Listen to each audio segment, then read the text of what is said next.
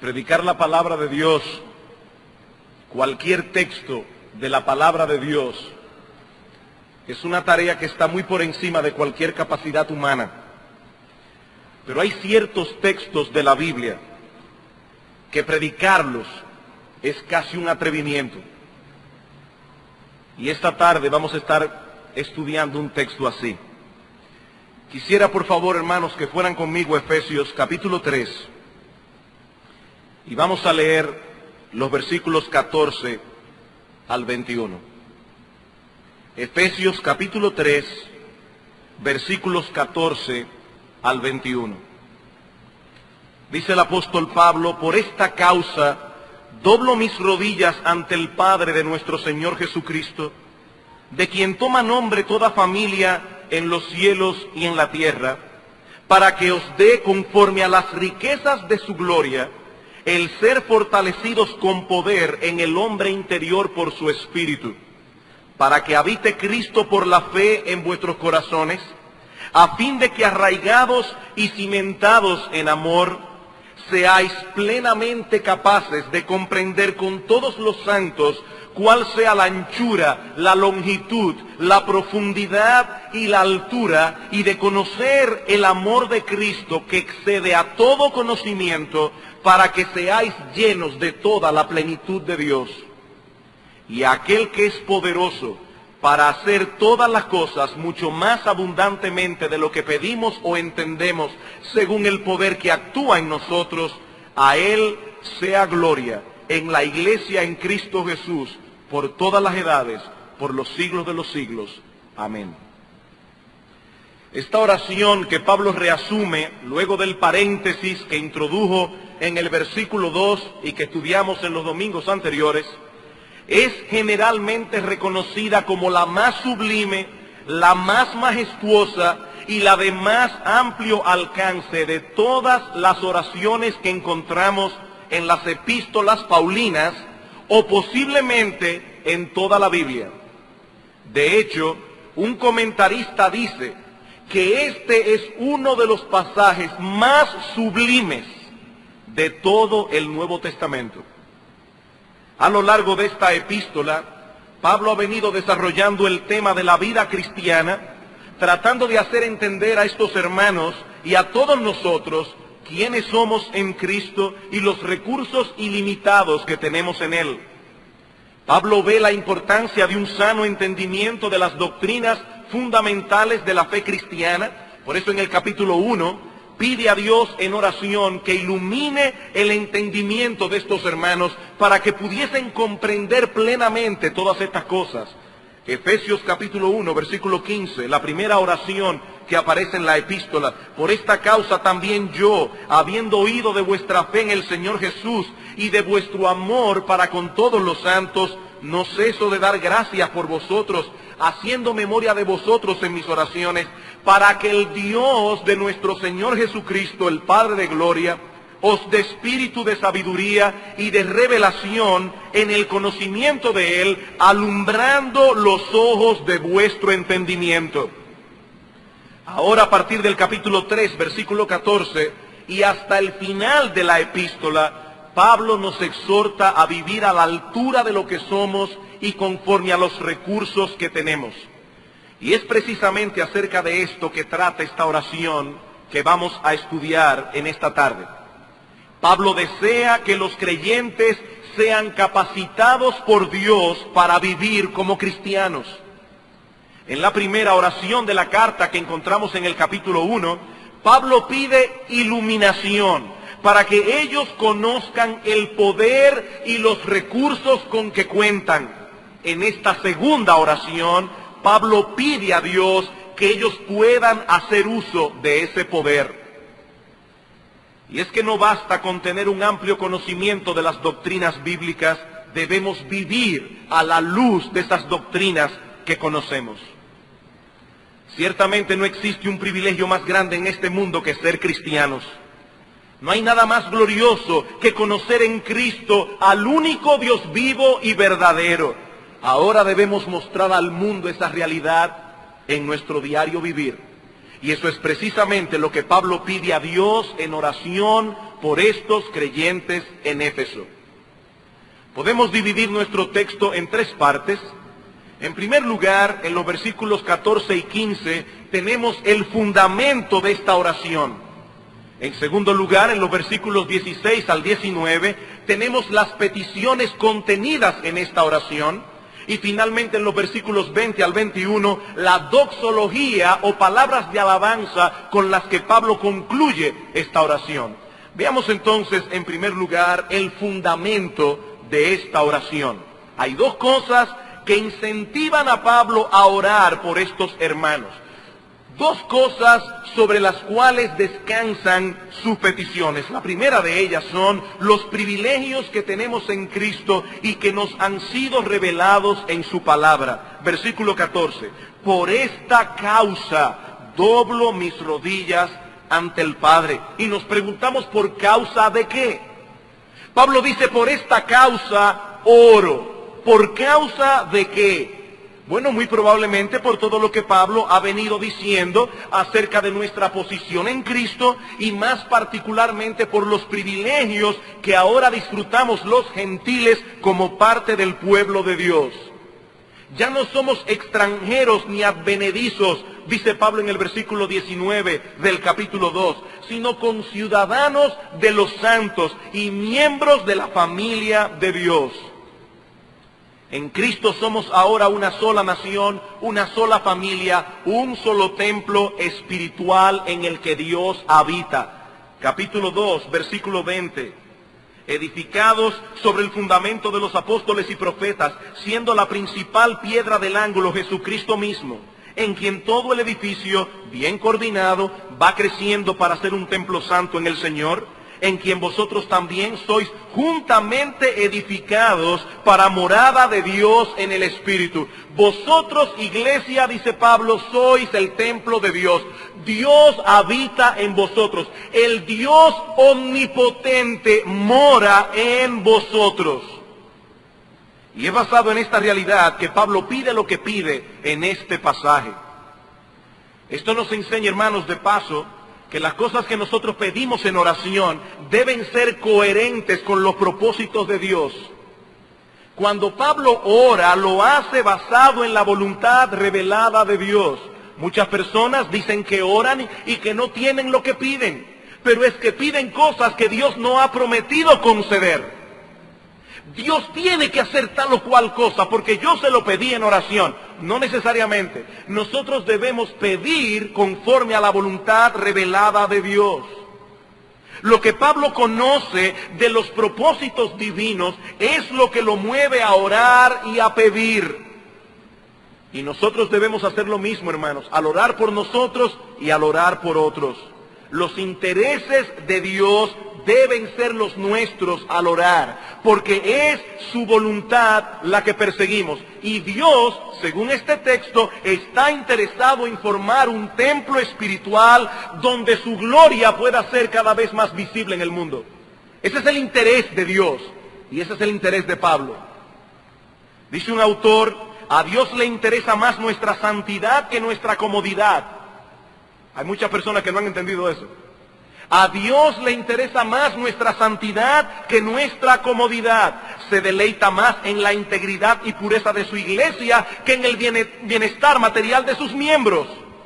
Se revela con más claridad a los hombres y mujeres que se deleitan en Él y le obedecen que a aquellos otros cuyos horizontes giran en torno a un buen empleo, casas hermosas y una buena salud. A Dios le preocupa más la justicia que el que llevemos una vida desahogada. Se dedica más a potenciar nuestra fe que nuestra popularidad. Prefiere un pueblo que vive en una gratitud disciplinada y en un gozo santo, y no en una autosuficiencia desconsiderada y una felicidad deslumbrante. Al venir delante de Dios en oración, hermanos, debemos tomar muy en cuenta estos intereses de Dios y hacerlos nuestros. Pero Pablo descansa también al orar en la paternidad de Dios. No solo en lo que Dios ha revelado, sino también en la paternidad de Dios. Versículo 14 otra vez. Por esta causa doblo mis rodillas ante el Padre de nuestro Señor Jesucristo, de quien toma nombre toda familia en los cielos y en la tierra. Ese Dios omnipotente que mora en la iglesia es nuestro Padre, dice Pablo, y el de todos los creyentes, ya sea que estén vivos ahora en la tierra o que estén morando con Él en los cielos. Pablo dice, de Él toma nombre toda familia, literalmente la familia entera. De Él toma nombre toda la familia en los cielos y en la tierra. Todos los creyentes de todas las generaciones y de todas las razas forman ahora una sola familia, con un solo Padre. Podemos y debemos acercarnos a Él con confianza, porque Él es un Padre amante que cuida de los suyos y sus oídos están atentos al clamor de sus hijos. Es en base a esta realidad que Cristo nos anima a orar en Mateo capítulo 7, versículo 7 en adelante. Pedid y se os dará, buscad y hallaréis, llamad y se os abrirá, porque todo aquel que pide recibe, y el que busca halla, y al que llama se le abrirá. ¿Qué hombre hay de vosotros que si su hijo le pide pan le dará una piedra, dice el Señor? ¿O si le pide un pescado le dará una serpiente? Pues si vosotros siendo malos sabéis dar buenas dádivas a vuestros hijos, ¿cuánto más vuestro Padre que está en los cielos dará buenas cosas a los que se lo pidan? Hermanos, ese Dios que está en los cielos y que mora en la iglesia es nuestro Padre. Nosotros podemos y debemos pedirle a Él buenas cosas. Ahora quiero que noten en este texto el balance de Pablo al orar. Por un lado se acerca a Dios con confianza, como un hijo se acerca a un padre que sabe que le ama, pero al mismo tiempo lo hace con reverencia, sabiendo que se encuentra delante del Rey del universo. Dice en el versículo 14, por esta causa doblo mis rodillas, doblo mis rodillas. Ahora este pasaje no prescribe necesariamente una postura para orar. No es que cada vez que nosotros oremos debemos hacerlo de rodillas. En la palabra de Dios encontramos a muchos hombres de Dios orando en posiciones distintas. Lo que Pablo señala más bien es la actitud con la que él se acerca a Dios en oración. Doblar las rodillas indica el reconocimiento de que estamos delante de alguien que es muy superior a nosotros. Alguien que posee autoridad y dignidad. Podemos y debemos acercarnos a Dios con confianza, pero nunca debemos ser confianzudos delante de Él. Con confianza, pero no confianzudos. Nuestras oraciones deben manifestar al mismo tiempo cercanía y respeto, intimidad y adoración. Así fue como nuestro Señor Jesucristo nos enseñó a orar en el Padre Nuestro. Padre nuestro que estás en los cielos. Padre nuestro que estás en los cielos. Es nuestro Padre, pero es también el Rey del universo, cuyo trono está centrado en los cielos. Y ambas realidades deben estar en nuestros corazones a la hora de orar. Intimidad, respeto. Cercanía, adoración. Él es nuestro Padre, pero Él es el Rey de la gloria. Así que Pablo fundamenta su oración en los privilegios que tenemos ahora como cristianos y en la paternidad de Dios. Veamos ahora en segundo lugar las peticiones de esta oración. Las peticiones de esta oración. Aquí hay 3 peticiones y las 3 se encuentran íntimamente relacionadas. Se trata de una oración progresiva, donde cada petición se construye sobre la otra. ¿Qué pide Pablo por estos hermanos? Bueno, en primer lugar, que sean fortalecidos con poder en el hombre interior para que Cristo habite confortablemente en ellos. Oigan qué petición. ¿Qué pide Pablo por estos hermanos en Éfeso? Que ellos sean fortalecidos con poder en el hombre interior para que Cristo habite confortablemente en ellos. Versículo 16. Para que os dé, conforme a las riquezas de su gloria, el ser fortalecidos con poder en el hombre interior por su Espíritu. Conforme a las riquezas de su gloria. Hermanos, las riquezas de nuestro Dios son ilimitadas. Y esas riquezas están completamente a nuestra disposición si nosotros estamos en Cristo. Él ha prometido darnos no de sus riquezas, no, conforme a sus riquezas. Si un millonario nos da de sus riquezas, pueden ser desde 5 centavos hasta $1.000.000. Ahora, si ese millonario nos da conforme a sus riquezas, podemos esperar mucho. Y Dios no nos da de sus riquezas, Dios nos da conforme a sus riquezas. Por eso debemos pedir con confianza y pedir cosas grandes, porque Él es un gran Dios. Si un millonario nos invita a comer en el día de nuestro cumpleaños y nos dice de antemano que Él nos quiere agradar, por favor, pide conforme a lo que yo puedo pagar.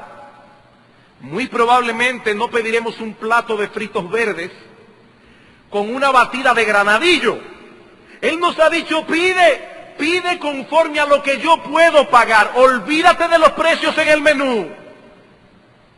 Amados hermanos, nuestro Dios ha prometido bendecirnos conforme a sus riquezas en gloria. Podemos pedir y pedir y pedir y nunca agotaremos las reservas de nuestro Padre. Nunca. Yo recuerdo cuando estaba pequeño y todavía creía en los famosos Reyes Magos, que uno cuando iba llegando a esa fecha uno comenzaba a pedir y a pensar en cosas muy grandes. Y siempre recuerdo a mi padre casi todos los años diciendo, los Reyes Magos este año dijeron que están quebrados. Poniéndose adelante para que uno sepa que no podía estar pidiendo y pidiendo y pidiendo, porque los recursos no eran ilimitados. Bueno, hermanos, nosotros podemos pedir y pedir y pedir y pedir, porque nunca agotaremos las reservas de nuestro Padre. Él es rico en misericordia, Él es rico en poder, en gracia, en bondad, y nos escogió desde antes de la fundación del mundo para bendecirnos en Cristo con toda bendición espiritual. ¿Y qué pide Pablo en oración a este Dios tan generoso? ¿Qué pide por estos hermanos? Que sean fortalecidos con poder en el hombre interior por su espíritu. Pablo no pide que estos creyentes tengan una casa con piscina, ni un Lexus del año, una vida cómoda y placentera, llena de lujos y placeres. No. Recuerden que los intereses de Pablo eran conformes a los intereses de Dios, y el interés primario de Dios es que seamos santos. Pues esos eran los intereses de Pablo también. Él sabía que la verdadera felicidad radica en tener comunión con Dios, en ser cada vez más semejantes al Señor Jesucristo, no en tener muchos bienes de este mundo. Por eso hay muchas personas millonarias que son unos miserables, con todos sus millones. Con todos sus millones. Por eso Pablo pedía por estos hermanos que fuesen fortalecidos con poder en el hombre interior. ¿Y eso qué significa? Probablemente comprenderemos con más claridad esta petición a la luz de lo que sigue diciendo Pablo en el versículo 17. Para que os dé conforme a las riquezas de su gloria, el ser fortalecidos con poder en el hombre interior por su espíritu, para que habite Cristo por la fe en vuestros corazones. Que ustedes sean fortalecidos para que Cristo habite por la fe en vuestros corazones. Esta petición puede resultar extraña en los oídos de algunos hermanos. ¿Acaso no dice la Biblia que Cristo ya habita en el corazón de todo creyente? En Juan capítulo 14, a partir del versículo 15, no lo vamos a buscar ahora, pero esta verdad es expresada claramente sin lugar a discusión. Cristo mora en todo cristiano por medio de su Espíritu. De hecho, si alguien no posee el Espíritu de Cristo morando permanentemente en él, no es un cristiano, dice Pablo en Romanos 8:9. El que no tiene el Espíritu de Cristo, el tal no es de él. ¿A qué se refiere entonces Pablo cuando dice que Cristo habite por la fe en vuestros corazones? El verbo que Reina Valera traduce como habitar es bastante fuerte en el original griego. y da la idea de habitar en un lugar confortablemente. Hacer de ese lugar mi hogar, el sitio donde yo me siento que va de acuerdo con mi personalidad. Donald Carson nos brinda una buena ilustración que puede arrojar luz sobre este concepto. Imaginemos una pareja que con mucho esfuerzo y dedicación ahorran una cantidad X de dinero y con ella compran una casa que necesita muchas reparaciones aquí y allá. La casa tiene en la sala un papel negro con plateado. La cocina es pequeñita. El techo tiene goteras. El sótano está lleno de basura. Y así sucesivamente. Pero esta pareja tiene planes ir remodelando esta casa poco a poco y hacerla cada vez más a su gusto. Con el paso de los años, sustituyen el papel negro plateado por uno color pastel. Amplían la cocina, reparan el techo, limpian el sótano, rehacen el jardín y así sucesivamente, hasta que poco a poco esta casa va adquiriendo la personalidad de sus dueños. Ya se parece a ellos y ellos están cada vez más cómodos allí. Pues eso es exactamente lo que Cristo hace en nosotros cuando viene a morar en nuestros corazones. Dice Carson al respecto: cuando Cristo por su Espíritu entra a morar en nosotros, encuentra el equivalente moral de la basura en el sótano, del papel negro y plateado, del techo con goteras. Entonces se pone a convertir esa residencia en un lugar adecuado para Él, un lugar donde nuestro Salvador se sienta a gusto. Debemos admitir, hermanos, que cuando Cristo vino a nosotros nos encontró en muy malas condiciones. Debemos admitir que cuando Cristo vino a nuestras vidas nos encontró en muy malas condiciones. Para hacer de nuestro hombre interior un lugar confortable, Él tiene mucho que hacer en nosotros por el poder de su Espíritu. El hombre interior al que Pablo hace referencia es a lo que la Biblia llama el corazón, el asiento de nuestra personalidad, donde reside nuestro intelecto, nuestra voluntad, nuestra conciencia, nuestros afectos. Es allí donde Cristo reside por su Espíritu. Eso es un misterio, pero es una realidad bíblica. Y es allí donde Él trabaja constantemente para hacer en los cristianos una morada cada vez más confortable. Es de esto que habla Pablo en 2 Corintios, capítulo 4, versículo 16, cuando dice: por tanto, no desmayamos. Antes, aunque nuestro hombre exterior se va desgastando, no obstante el interior, el hombre interior, se renueva de día en día. El hombre exterior va decayendo con el paso de los años y eso es inevitable. Pero por el poder que Dios suple, el interior se renueva mientras lo externo decae. Y ese poder, es ese poder que debemos pedirle a Dios en oración. Esa primera petición, dice Carson, es una súplica por poder. Poder para ser santos, para pensar, actuar y hablar de formas que sean totalmente agradables a Jesucristo. Poder para fortalecer nuestras resoluciones morales. Poder para caminar en una transparente gratitud hacia Dios. Poder para ser humildes. Poder para tener discernimiento. Poder para ser obedientes y confiados. Para crecer en conformidad con Jesucristo. Y yo te pregunto, mi hermano, ¿es esa tu oración a Dios cada día? ¿Es esa tu oración a Dios cada día? ¿Es esa la petición que interpones delante del trono de la gracia continuamente? No solo por ti, sino también por tus hermanos en Cristo. Pablo está orando aquí por una iglesia y eso es lo que él pide por ellos. Pero Pablo no pide únicamente que estos hermanos sean fortalecidos con poder para que Cristo habite confortablemente en ellos, sino también en segundo lugar, para que adquieran una clara comprensión de las ilimitadas dimensiones del amor de Cristo.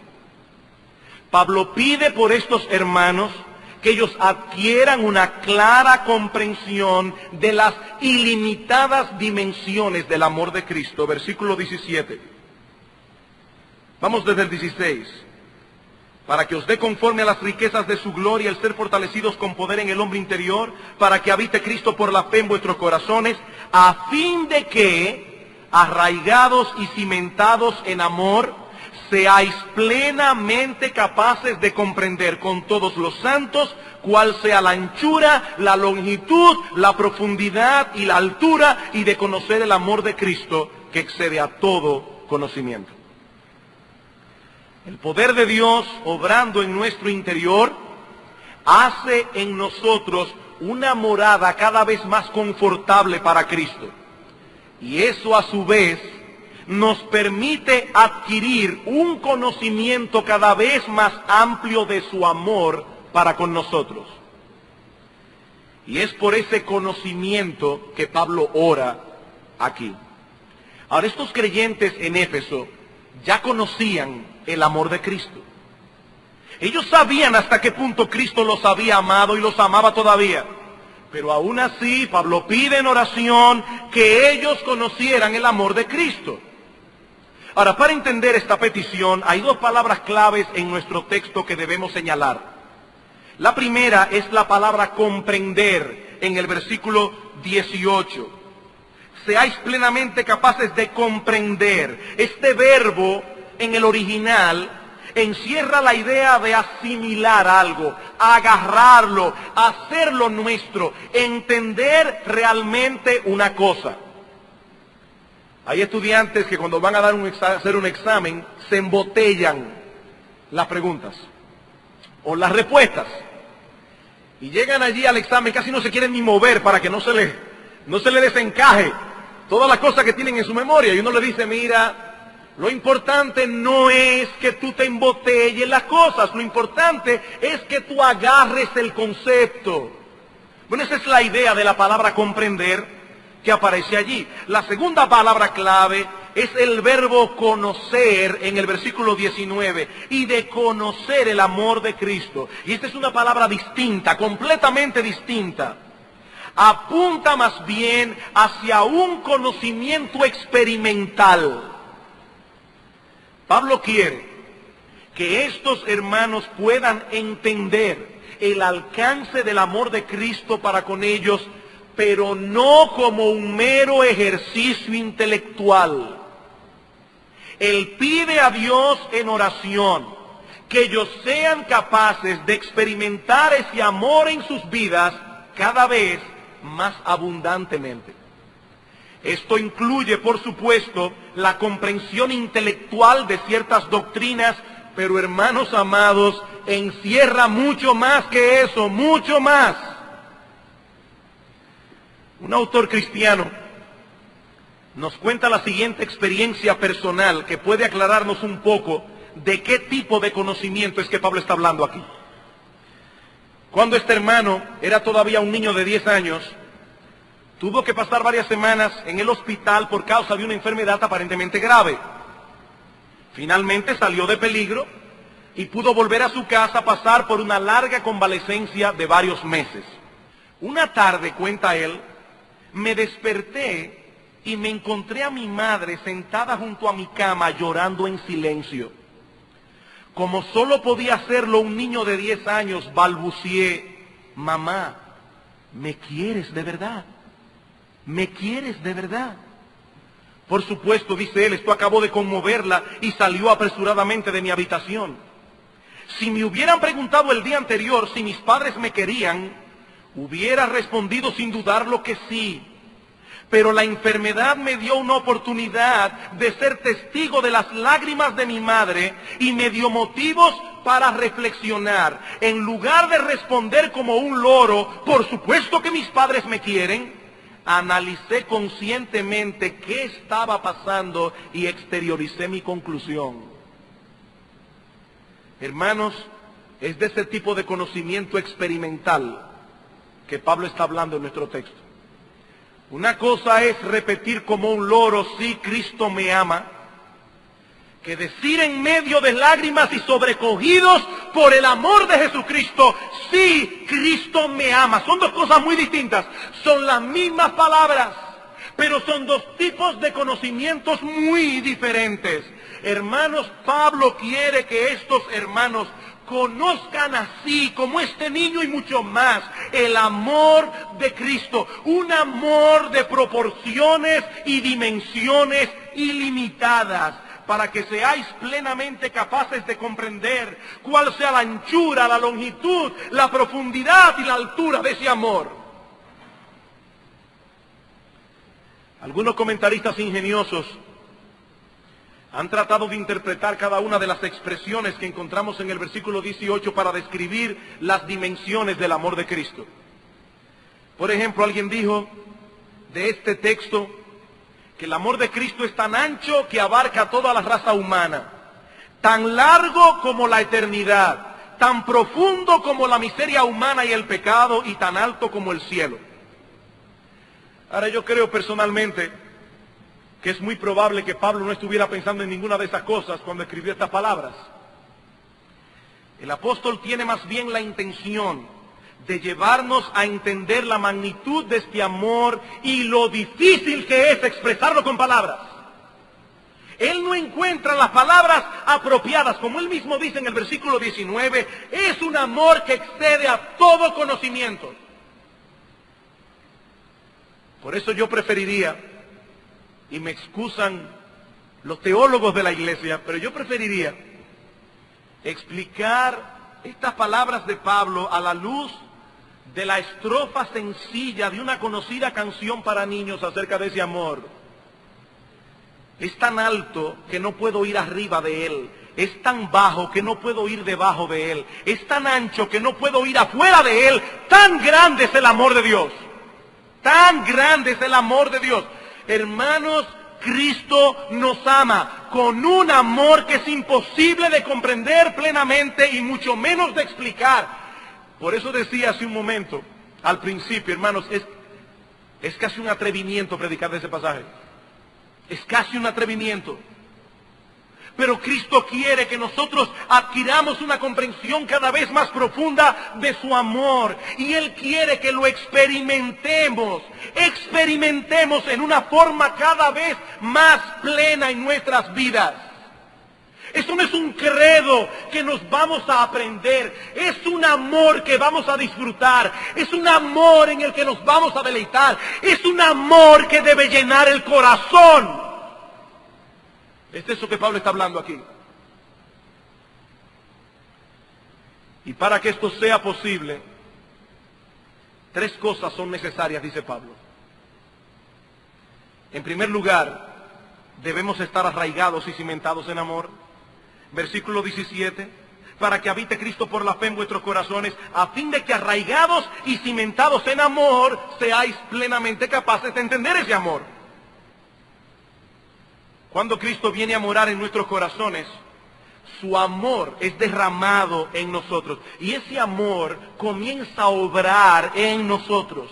Y en la misma medida en que ese amor de Cristo en nuestro corazón es manifestado en la práctica hacia Dios y hacia los hombres, en esa misma medida somos capaces de comprender más profundamente el amor de Cristo. Es arraigados y cimentados en amor que entendemos mejor el amor. Hay personas que son tan duras de corazón que ellos no pueden percibir el amor de Dios. No lo pueden percibir porque ellos imaginan a Dios tan duros como ellos son. Ellos hacen una proyección de sí mismos. No, para comprender el amor de Cristo hay que estar arraigados y cimentados en amor. Pablo está usando aquí la figura de un árbol fuertemente enraizado y un edificio sólidamente establecido. Él está hablando aquí de un amor que no se tambalea con facilidad. ¿Qué te pasó con fulano? No, que llego a la iglesia y él no me saluda. Y ya por eso yo lo borré de mi vida. No es ese tipo de amor del que Pablo está hablando aquí. No, es un amor enraizado, es un amor sólidamente fundamentado. Explícale a una joven soltera lo que es el amor materno y puede ser que entienda algo. Puede ser que entienda algo. Pero háblale de eso a una madre tierna y amante que está en esos momentos amamantando a su niño recién nacido. Habla del amor materno y estoy seguro que lo entenderá mucho mejor. ¿Saben por qué? Porque el amor se entiende mejor amando. El amor se entiende amando. Pablo dice, tú quieres entender y percibir en tu vida y experimentar ese amor de Cristo, tienes que estar arraigado y cimentado en amor. En segundo lugar, dice Pablo, necesitamos el poder de Dios obrando en nosotros. Ese es el contexto del pasaje y el versículo 18 lo dice claramente. Para que seáis plenamente capaces. Y esa palabra habla de habilidad, de poder. Necesitamos el poder de Dios obrando en nosotros para poder entender ese amor. Por eso es que debemos pedírselo a Él en oración. Pero necesitamos también, en tercer lugar, escucha bien mi hermano, escucha bien, necesitamos en tercer lugar perseguir ese conocimiento en compañía con mis hermanos. Versículo 18, seáis plenamente capaces de comprender con todos los santos,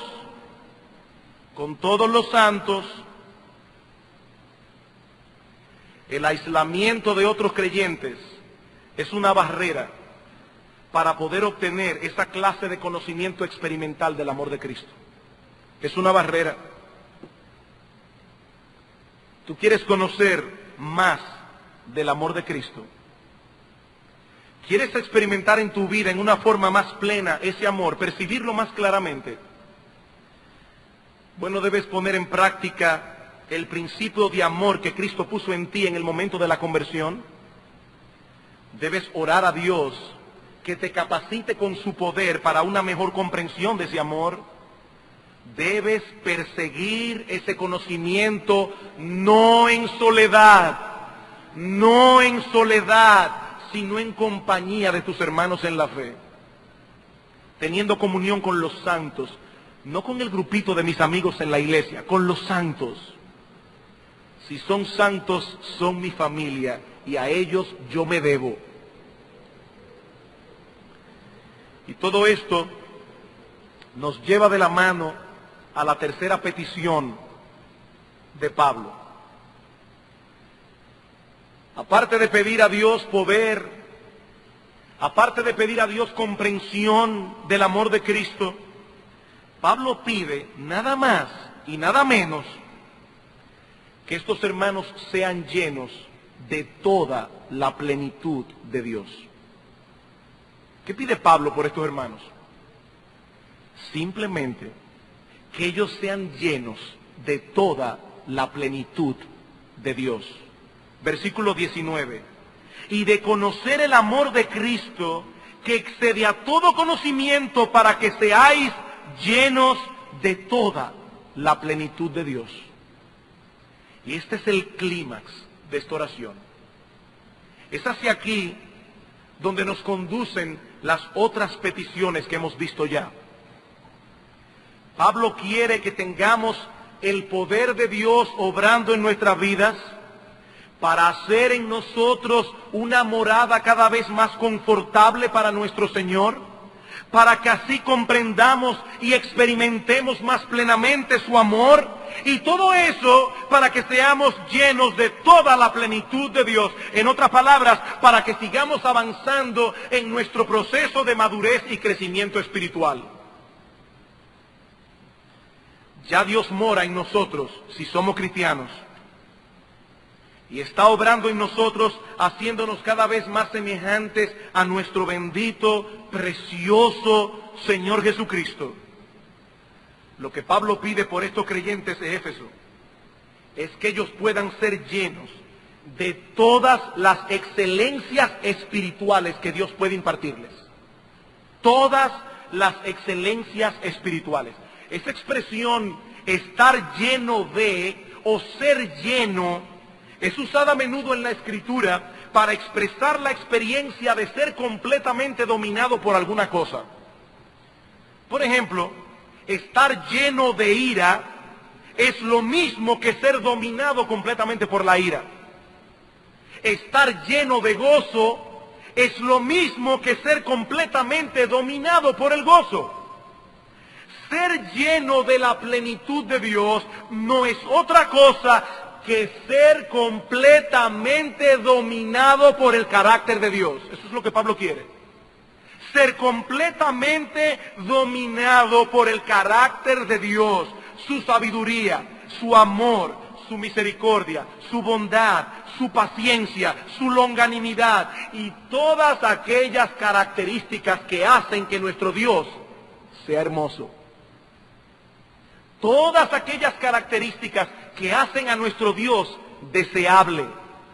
Todas aquellas características que hacen a nuestro Dios glorioso. De más está decir que esta condición nunca será plenamente alcanzada en esta tierra. Nunca. De hecho, aun cuando seamos glorificados y estemos en nuestra morada celestial, aún allí seguiremos creciendo y desarrollándonos y conociendo más a Dios. Hermano, ¿qué veíamos esta mañana? Que los ángeles, por medio de la iglesia, aprenden más de la multiforme sabiduría de Dios y ellos son perfectos. Y ellos todo el tiempo están aprendiendo de Dios. Cuando nosotros estemos en el cielo no estaremos estáticos. Nosotros seguiremos desarrollándonos y creciendo y conociendo más a Dios. Lo finito nunca podrá alcanzar lo infinito. Y nosotros en el cielo no seremos dioses. No seremos dioses. Pero debemos avanzar hacia la madurez espiritual. Cada día. Cada día. Cada día más semejante a nuestro Señor. Cada día reflejando más su carácter. Ahora, y aquí quiero, hermanos, que pongan toda su atención. No quiero que pierdan de vista las implicaciones de este texto en su contexto. Las implicaciones de este texto en su contexto. Esta petición de Pablo no aparece aislada en el pasaje, sino estrechamente ligada a las anteriores, sobre todo a la última petición. Noten el versículo 19 otra vez. Y de conocer el amor de Cristo, que excede a todo conocimiento, para que entonces seáis llenos de toda la plenitud de Dios. Es el poder de Dios obrando en nosotros y capacitándonos para conocer experimentalmente las dimensiones del amor de Cristo. Es así que nosotros avanzamos hacia la madurez. Hermanos, ¿qué sucede con un niño? Y voy a ilustrar esto para que entiendan por qué conocer el amor de Cristo tiene que ver con nuestra madurez. ¿Qué sucede con un niño que se cría en un hogar sin amor, en un hogar sin ternura, en un hogar sin afecto? ¿Qué sucede con un niño que continuamente es criticado, corregido con ira, corregido con fastidio? ¿Qué sucederá con ese niño? Que crecerá con muchas trabas para alcanzar su madurez emocional e intelectual. Sabemos, y quiero dar esta nota aquí de balance, sabemos que la gracia de Dios puede restaurar plenamente a una persona que viene de un hogar así. Esas cicatrices son curadas en Cristo y gloria a Dios por eso. Estas cicatrices son curadas en Cristo, pero eso no elimina la realidad, eso no elimina el punto que estamos tratando de hacer. Como alguien ha dicho, para que un ser humano crezca hasta una completa madurez emocional e interpersonal, un ingrediente indispensable es la estabilidad de un amor, de un hogar donde haya amor y disciplina. Sin eso la gente no se desarrolla, crecen mal. Nuestros hijos necesitan un hogar donde ellos se sientan amados y al mismo tiempo donde haya disciplina. Si no, ellos no se van a poder desarrollar plenamente. Van a ser adultos tronchados. Bueno, hermanos, Lo mismo podemos decir en el terreno espiritual. Lo mismo podemos decir en el terreno espiritual. Sigue diciendo este autor. Del mismo modo que una persona no puede disfrutar de una madurez normal y desarrollarse hasta ser una persona madura sin la estructura de un amor disciplinado en el hogar, así también un cristiano que no crezca en la experiencia del amor de Dios en Cristo, no crecerá hasta llegar a esa madurez, no crecerá. No se desarrollará espiritualmente como debe si él no conoce ese amor de Cristo, si él no experimenta más cada día de ese amor, no madurará normalmente. Por supuesto, esa analogía que yo he hecho se aplica hasta un punto. En el caso de muchos niños, crecen así porque sus padres no le proveen la estructura amante y disciplinada que necesitan. En el caso nuestro como creyentes, nosotros sí tenemos un Padre amante, nosotros sí tenemos un Cristo que nos amó hasta la muerte, pero muchas veces nos alejamos del amor de Dios, nos vamos detrás de otras cosas, nos alejamos del amor de Dios, perdemos el primer amor, nos privamos de ese amor, y al hacerlo el resultado que cosechamos es una patética inmadurez espiritual y una vida de piedad en bancarrota. Necesitamos conocer más del amor de Cristo. Necesitamos experimentar más de ese amor en nuestras vidas. Y por lo tanto debemos orar como Pablo oró. Debemos orar como Pablo oró, no solo por nosotros, sino también por nuestros hermanos en la fe. ¿Con miras a qué? A ser llenos, hermanos, de toda la plenitud de Dios. A ser cada vez más parecidos a Dios y menos parecidos a nuestro yo sin Cristo. A ser cada vez más semejantes a la hermosura de nuestro Salvador. Hemos visto ya el fundamento de esta oración, hemos visto las peticiones que contiene.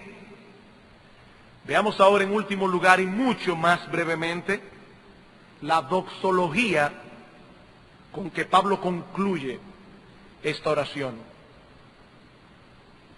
La palabra doxología significa una palabra de alabanza, eso es una doxología.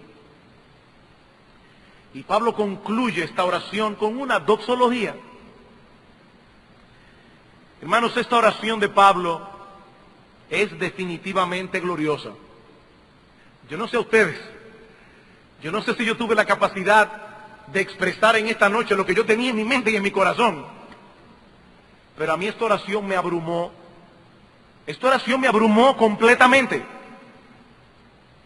Es una oración gloriosa. Las cosas que Pablo pide aquí son sencillamente sobrecogedoras.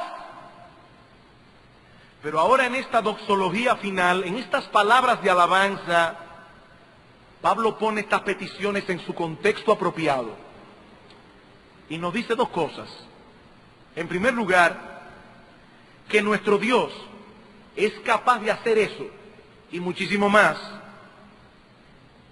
Mi hermano, óyeme bien, nuestro Dios es capaz de hacer eso en tu vida, no en la vida de aquel hermano, tan buen hermano, tan piadoso. No, mi hermano, Dios es capaz de hacer esto en tu vida. Versículo 20, y aquel que es poderoso para hacer todas las cosas mucho más abundantemente de lo que pedimos o entendemos según el poder que actúa en nosotros. ¿Tú crees que Pablo pidió demasiado? Dice Pablo, no, todavía me quedé corto de todo lo que Dios puede dar. Él puede dar eso y más. Él puede darte a ti ese poder en el hombre interior. Él puede llevarte a conocer experimentalmente ese amor de Jesucristo. Él puede llevarte, mi hermano, a parecerte a Dios cada vez más. Él puede llevarte a estar lleno de toda la plenitud de Dios. Él puede hacer eso por ti. Y mucho más. Y mucho más. Nuestro Dios es todopoderoso. Sus riquezas son ilimitadas y su bondad es infinita. ¿Por qué dudamos que Él pueda hacer todo eso por nosotros? ¿Por qué? ¿Por qué? Amados hermanos, y hablo aquí como pastor de vuestras almas, amados hermanos, no hay razón para tener una vida espiritual y mediocre, no hay razón. No hay razón para ser un mundano. Si tú profesas ser de Cristo, no hay razón. Nosotros tenemos un Padre en los cielos.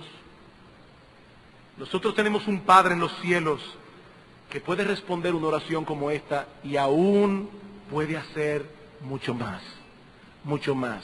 Mi hermano querido, mi hermano amado, no sigas manteniendo ese pensamiento en ti de que no hay remedio para tu vida espiritual. No sigas manteniendo ese pensamiento porque eso es un engaño del diablo. Eso es una mentira. Eso es una mentira. Mi hermano, no sigas albergando tal pensamiento en tu corazón. Dios puede levantarte a unas alturas espirituales que tú jamás has conocido. Dios puede llevarte a disfrutar de tal manera tu vida cristiana que las cosas del mundo dejen de ser una seducción para ti.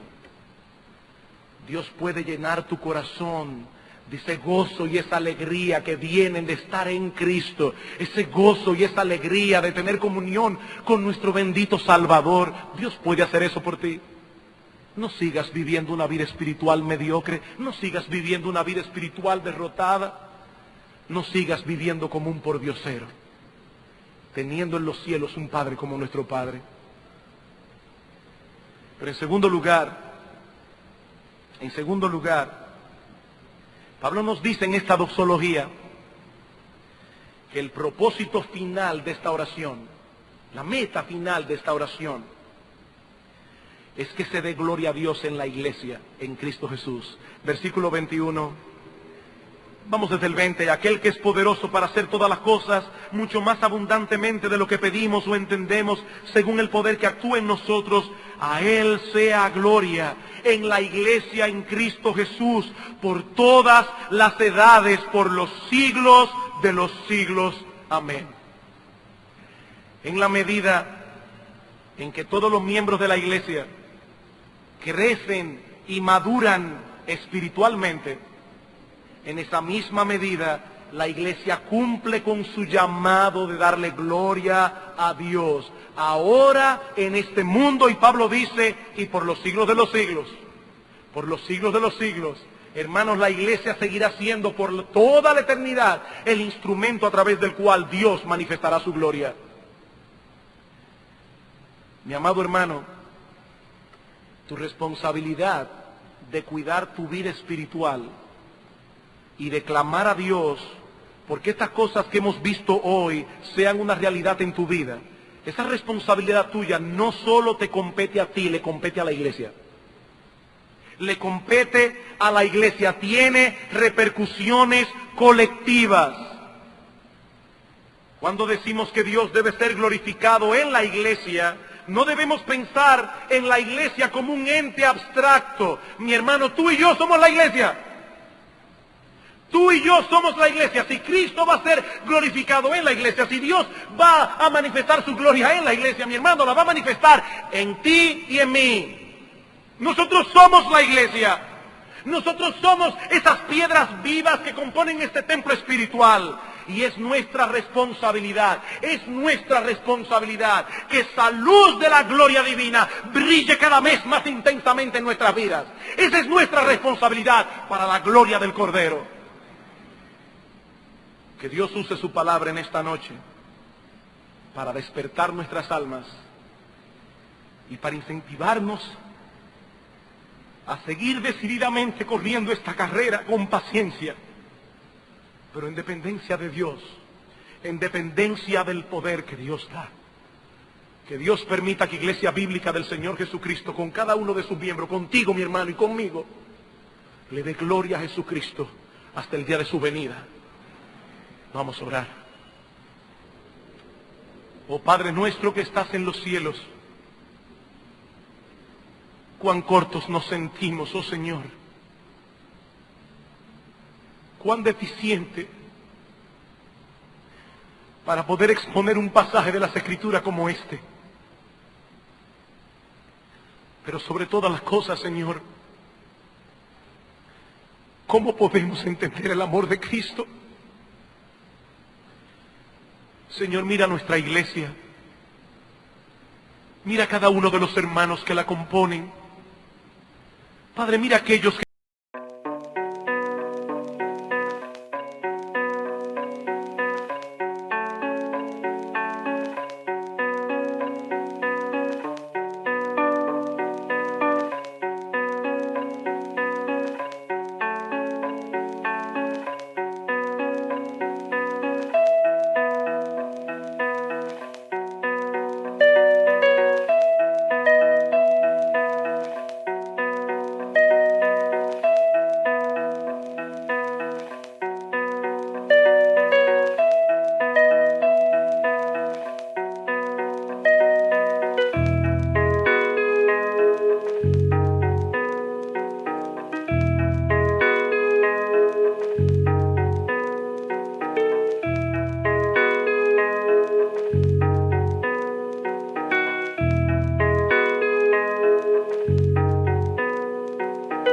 están corriendo bien, gracias por ellos, oh Señor, pero sígueles fortaleciendo en el hombre interior para que ellos sigan corriendo bien, para que corran mejor. Padre, mira a aquellos que han sido estorbados, mira a aquellos en cuyos corazones el amor al mundo ha encontrado un lugar. Mira a aquellos que hoy se sienten derrotados, mira a aquellos que están de brazos caídos. Mira a aquellos, oh Señor, que están a punto de tirar la toalla. Padre, nosotros imploramos por estos hermanos y suplicamos que la gracia de tu Espíritu obre poderosamente en sus corazones por medio de tu palabra que ha sido predicada hoy. Oh Señor, suple tú por tu Espíritu las deficiencias del predicador, para que él use tu palabra y obre en los corazones de los hermanos como nosotros no podemos obrar. Señor, preserva Iglesia Bíblica del Señor Jesús.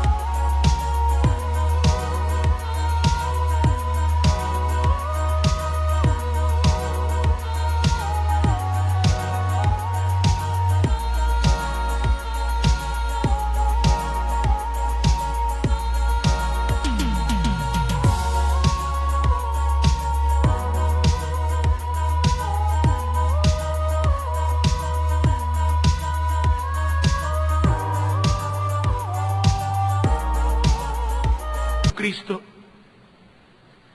presérvanos, oh Dios, hasta aquel día glorioso en que nosotros veremos al Salvador de nuestras almas, aquel que fue coronado de espinas, aquel que derramó su sangre en la cruz para su gloria y para tu gloria.